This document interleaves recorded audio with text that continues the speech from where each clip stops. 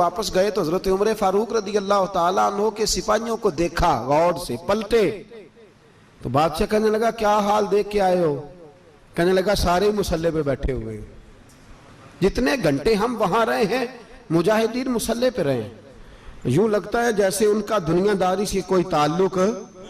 اور کہنے لگے بادشاہ کوئی ایسی طاقت ہے جس کو وہ بلا رہے تھے، کوئی ایسی قوت ہے جس کو وہ پکار رہے تھے، ہمیں بھی وہاں کھڑے ہو کے محسوس ہوتا تھا کہ ہاں کوئی ہے جو آ جائے گا ان کی مدد کے لیے، کوئی ہے جو پہنچے گا ان کی مدد کرے گا۔ ایران کا بادشاہ کہنے لگا مجھے سمجھ آ گئی ہے، وہ جسم کی طاقت سے ہی نہیں لڑتے، وہ کوئی غیبی طاقت ہے جس سے وہ لڑتے ہیں۔ بھائی وہ غیبی طاقت بھی تو ہمارے پاس ہم نے ناراض کر لیا نا، وہ بھی تو نہیں نا، مسجد کا رخ بھی تو کوئی نہیں۔ اور میں نے پچھلے جمعے بھی کہا تھا، پھر کہتا ہوں، وہن ہو گیا امت کو۔ نبی پاک نے فرمایا امت کو وہ کیا ہے، دنیا سے محبت ہو گئی ہے، موت سے کراہت ہو گئی ہے، وہن ہے۔ صحابہ کرام کو موت سے بڑا پیار تھا، موت سے بڑی محبت کر، ہماری طرح نہیں، وہ کہتے تھے مریں گے تو منو مٹی، تو وہاں ٹھیک ہے عذاب قبر حق ہے، لیکن میں کہا کرتا ہوں سالوں کے بعد جو پردیس سے ماں کے پاس آئے، ماں اسے عذاب نہیں دیتی، اس کا ماتھا چوما کرتی ہے۔ اور بھائی جو رب کریم کی بارگاہ میں جائے گا تیرا کیا خیال ہے، گل سڑ جائے گا؟ مدینے والے حبیب نے فرمایا قبر المومن روضۃ من ریاض الجنہ، فرمایا میرا مومن جب قبر میں جاتا ہے تو اللہ جنت کے سارے دروازے کھول دیتا ہے، وہ تو اللہ کی رحمت میں پہنچتا ہے۔ کون کہتا ہے مومن مر گئے، وہ تو قید سے چھوٹے اپنے گھر گئے۔ کون کہتا ہے قبر میں عذاب ہے تو صرف عذاب ہی ہے، ہاں مجرم کو سزا ملے گی، لیکن مومن ہمیشہ جہنم میں، وہ بالآخر جنت میں جائے گا، بالآخر جنت میں جائے گا۔ اور کسی درویش نے بات کی، وہ کر کے چلے گئے، بر کمال ہی کر گئے، کہنے لگے دوزخ میں میں تو کیا، میرا سایہ نہ جائے گا، کیونکہ رسول پاک سے دیکھا نہ جائے گا۔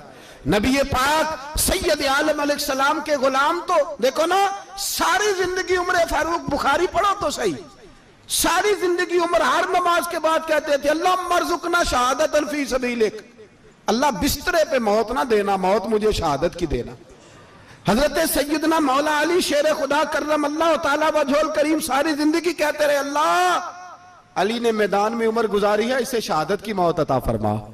او بھائی یہ تو شہادتیں مانگنے والے۔ حضرت امام حسین میدان کربلا میں کھڑے تھے، شمر کہنے لگا حسین تیری چاروں جانب موت ہے، تو آپ فرمانے لگے تجھے ابھی ہمارا پتہ ہی نہیں، موت سے تو ہمارا پیار چلتا ہے۔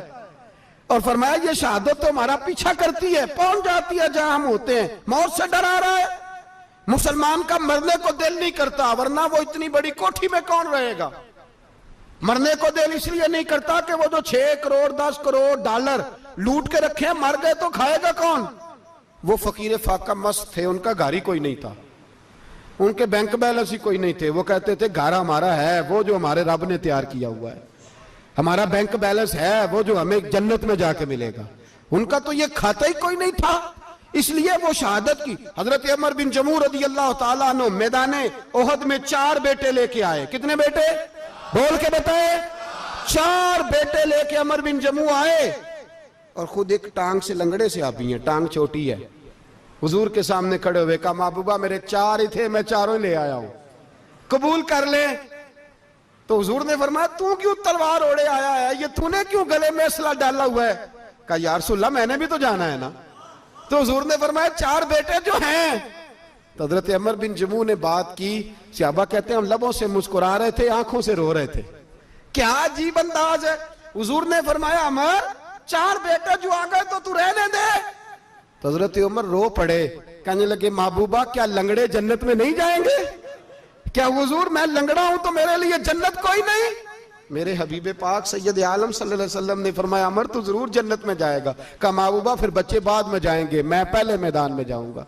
ایک بی بی 4 بیٹے لے کے آئی احد میں، کہا محبوبہ کل کمائی تھی میں لے آئی ہوں، میرے پاس کوئی اور شے ہوتی تو میں بچا کے نہ رکھتی، بیٹے دے کے نا حاضری لگوا کے تو واپس دروازے پہ لے گئی۔ تو حضرت سیدنا عبداللہ ابن عمر فرماتے ہیں بی بی بول رہی تھی تو میرا جذبہ جہاد بڑھ رہا تھا، اپنے بیٹوں کو کہنے لگی میں تمہیں حضور کے پاس چھوڑ کے جا رہی ہوں، جب تم میدان میں گرو گے تو میں تمہیں دیکھنے آؤں گی، دیکھنا تمہاری پشت پہ کوئی زخم نظر نہ آئے، جتنے تیر کھانے ہوئے سینے پہ کھانا، جتنے تلواروں کے نیزوں کے زخم برداشت کرنے ہوئے یہاں کھانا، پشت پہ زخم نظر نہ آئے۔ حضرت عبداللہ ابن عمر فرماتے ہو بی بی کی گفتگو میرا جذبہ جہاد بڑھا رہی تھی۔ ایک بی بی 3 سال کا 4 سال کا بیٹا لیے رو رہی ہے، احد کا دن ہے، سہیلیاں پوچھتی ہیں تو کیوں روتی ہے؟ وہ کہتی ہے دیکھو میرا خامد بھی بدر میں شہید ہو گیا، بھائی اور باپ بھی، دل کرتا ہے کوئی جوان بیٹا ہوتا تو آج مصطفیٰ کے ساتھ اسے ہی بھیج دیتی، کوئی جوان میرے پاس ہے ہی 3 سال کا تو کیا کروں، 3-4 سال کا بچہ کیا کرے گا؟ پتہ نہیں کیا دلیل آئی، اچانک اٹھی، بیٹے کو سینے سے لگایا، کپڑا ڈالا، مسجد نبوی پہنچ گئی۔ حضرت بلال کہتے ہیں مجھے ملی، کہنے لگی بلال مجھے پتہ ہے حضور تیاری کرا رہے ہیں جنگ کی، پر 2 منٹ اگر میری ملاقات ہو جائے۔ بلال حبشی کہنے لگے حضور ہم ایک بی بی ضد کر رہی ہے۔ حضور باہر آئے، کہنے لگی حضور میں فلاں کی بیٹی، فلاں کی بہن، فلاں کی بیوہ ہوں، میں نے بدر میں 3 شہید دیے ہیں، اب میرے پاس یہ 3 سال کا لال ہی بچا ہے، بڑا فخر ہے میرا، لوگ مجھے شہید کی بیوہ، شہید کی بیٹی، شہید کی بہن کرتے، دل کرتا ہے شہید کی اماں بھی کہیں جاؤں تو میرا بیٹا لے لیں۔ سیدنا بلال کہتے ہیں حضور مسکرائے، کہنے لگے یہ 3 سال کا نونہال کیا کرے گا؟ کہتے ہیں اماں کا عجیب جذبہ ہے۔